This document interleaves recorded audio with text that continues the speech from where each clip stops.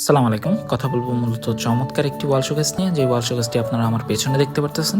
তো এই শোকেসটি মূলত একটি গ্লাস শোকেস এবং সম্পূর্ণ চিটাং সেগুন কাঠের উপর তৈরি। যেমনটা আপনারা দেখতে পাচ্ছেন, শোকেসটির মেজারমেন্ট রয়েছে body measurement 6 feet by 6 feet, তবে কার্নিশ সহকারে উচ্চতা রয়েছে প্রায় 7.25 ফিট। এবং এই শোকেসটির ক্ষেত্রে আপনারা দেখতে পাচ্ছেন যে উপরের গ্লাস পোর্শনে আমরা কিন্তু থাকগুলা ব্যবহার করেছি গ্লাসের, যে ক্ষেত্রে আমরা 8 মিলি গ্লাসের ব্যবহার করেছি।